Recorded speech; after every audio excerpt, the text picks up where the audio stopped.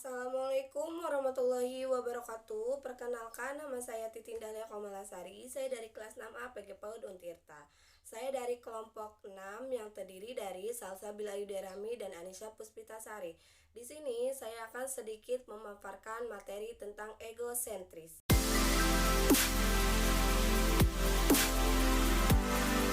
Pengertian egosentris. Egosentris berasal dari kata ego dan sentris. Ego artinya aku, sentris artinya pusat.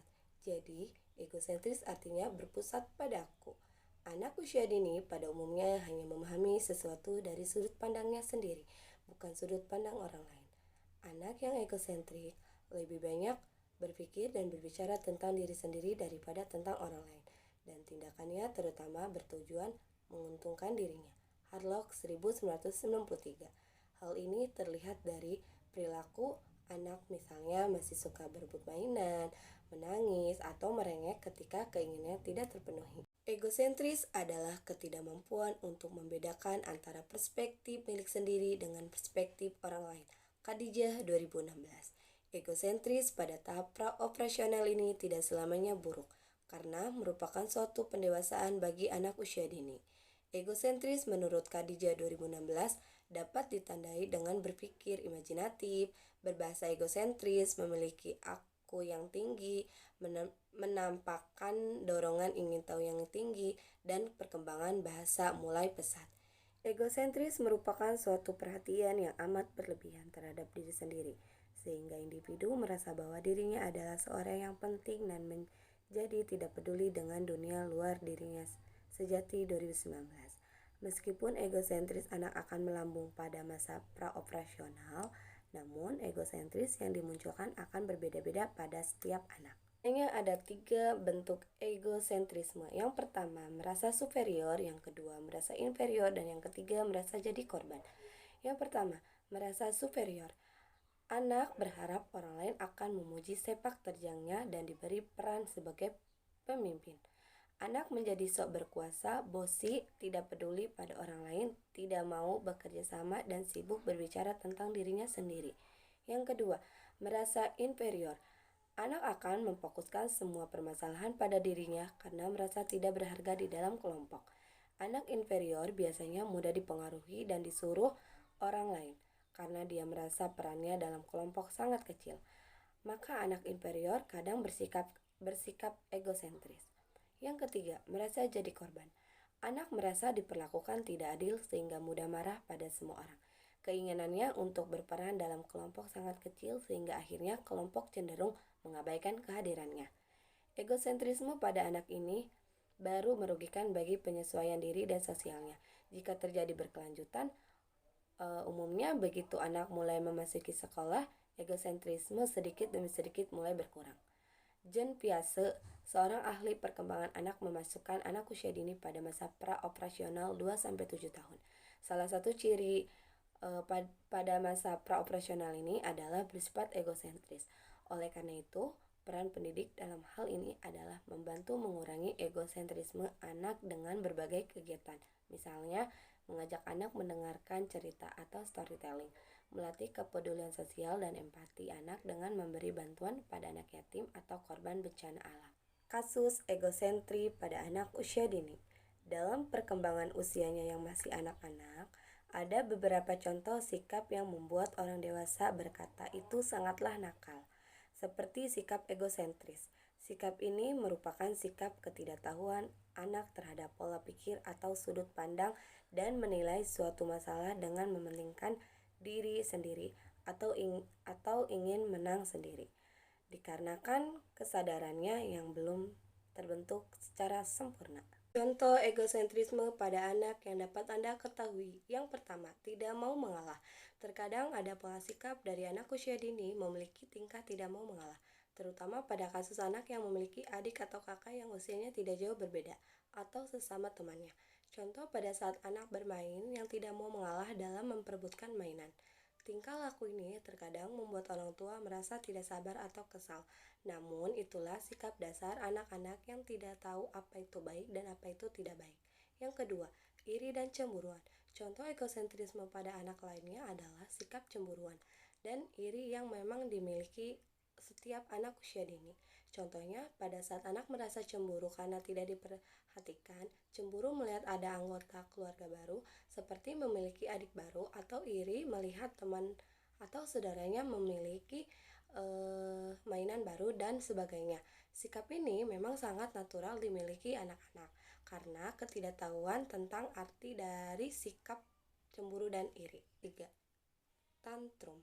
Satu lagi contoh sikap yang bisa diperlihatkan oleh anak-anak adalah sikap yang murah-marah secara berlebihan.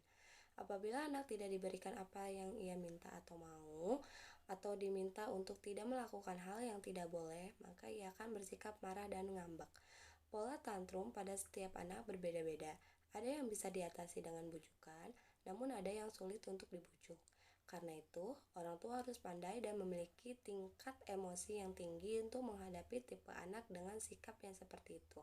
Yang keempat, pelit atau tidak mau berbagi. Contoh egosentrisme pada anak lainnya adalah anak yang bersikap pelit dan tidak mau berbagi mengenai hal apapun. Biasanya, anak belum memiliki kesempatan dalam kesadaran dan pola pikirnya, sehingga belum tahu apa yang boleh dan apa yang tidak. Sikap pelit ini bisa ditunjukkan apabila anak tidak ingin mainan atau sesuatu hal yang menjadi milik dan kesayangannya. Bisa berubah mainan, makanan, dan apapun yang ia punya. 5. Suka memukul teman mainnya. Kebiasaan dari anak yang memiliki egosentris tinggi lainnya yaitu temperamental. Ia suka memukul atau menyakiti teman, saudara, bahkan orang tua karena satu hal yang menurutnya tidak disukai.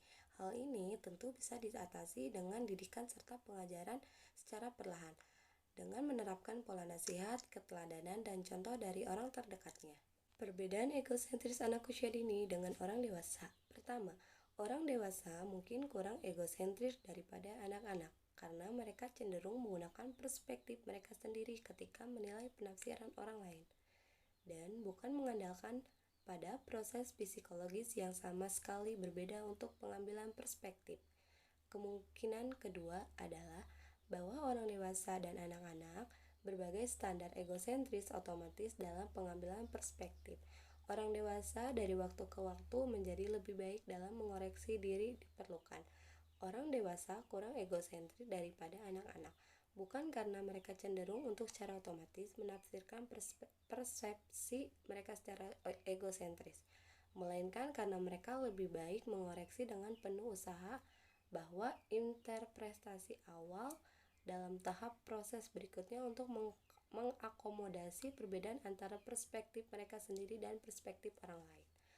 Orang dewasa akan lebih cepat untuk memperbaiki penafsiran egosentris ini, dan karena itu melihat objek yang benar saling diamati lebih cepat.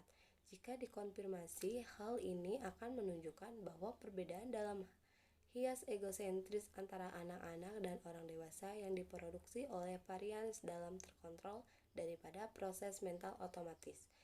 II 2009. Cara menangani egosentris anak usia dini. Yang pertama, ajarkan anak mau berusaha saat menginginkan sesuatu. Sejak dini, anak harus dilatih agar tidak manja. Salah satu cara menghadapi anak ego adalah dengan mengajarkan anak agar ia mau berusaha saat ingin mendapatkan sesuatu. Contohnya, jika anak ingin membeli sesuatu, maka ia harus menabung untuk mendapatkannya. Selain menabung, mintalah anak melakukan sesuatu, semisal mendapatkan nilai yang baik untuk mendapatkan hal yang diinginkan. Berikan hadiah pada momen-momen tertentu saja. Cara mengatasi anak egois selanjutnya adalah membatasi pemberian hadiah. Hadiah sebaiknya diberikan pada momen tertentu saja, misalnya pada hari ulang tahun atau jika anak mendapatkan prestasi belajar di sekolah. Ingatlah, selalu memberikan hadiah kepada anak merupakan salah satu bentuk memanjakan anak yang dapat memicu sifat egois pada anak. Ketiga, perbanyak kegiatan bersosialisasi. Anak yang tidak pernah bersosialisasi cenderung akan memiliki sifat egois karena mereka tidak mengerti caranya berbagi. Hal ini juga yang sering dialami oleh anak tunggal. Nah, cara mengatasi anak egois yang bisa dilakukan oleh orang tua adalah membiasakan mereka untuk bersosialisasi dengan anak-anak lain atau dengan orang lain sejak dini. Ajarkan pula anak untuk berbagi. Yang keempat, Ajarkan anak untuk bersikap empati. Cara mengatasi anak yang egois lainnya adalah dengan mengajarkan anak cara berempati sejak dini. Empati dapat diajarkan saat anak bersosialisasi dengan teman-temannya melalui cerita-cerita anak atau saat menemui kondisi langsung di kehidupan nyata yang dapat melatih anak berempati. Sikap empati di dunia nyata dapat ditunjukkan misalnya saat melihat orang lain dengan kehidupan yang susah atau saat melihat orang sakit dan lain-lain. Yang kelima, berikan contoh yang baik kepada anak. Melatih anak untuk melakukan sesuatu saat bersikap harus dimulai dengan memberikan contoh langsung kepada anak. Ini menjadi salah satu cara mengatasi anak egois yang tidak kalah penting.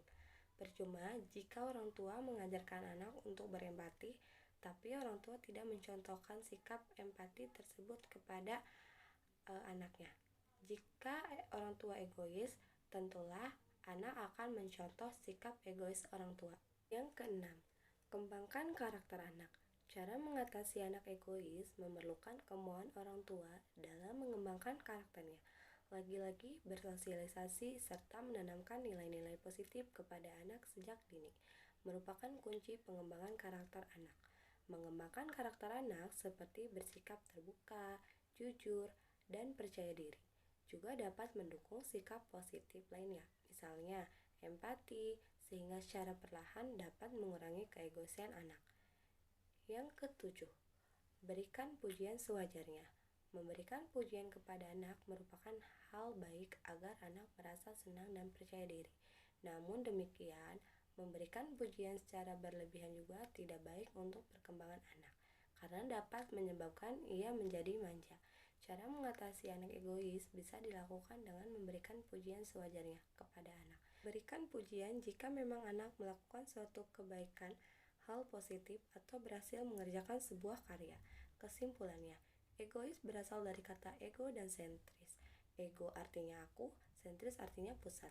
Jadi, egosentris artinya berpusat pada aku. Artinya bahwa anak usia dini pada umumnya hanya memahami suatu hal sudut pandangnya sendiri, bukan sudut pandang orang lain. Kasus egosentris pada anak tidak mau mengalah, iri dan cemburuan, tantrum, pelit dan tidak mau berbagi, suka memukul teman mainnya. Perbedaan egosentris anak usia dini dengan orang dewasa adalah orang dewasa mungkin kurang egosentris daripada anak-anak karena mereka cenderung menggunakan perspektif mereka sendiri ketika menilai penafsiran orang lain dan bukan mengandalkan pada proses psikologis yang sama sekali berbeda untuk pengambilan perspektif. Cukup sekian presentasi yang dapat saya sampaikan. Semoga bermanfaat untuk saya pribadi dan untuk yang menonton video ini. Wassalamualaikum warahmatullahi wabarakatuh. Bye bye.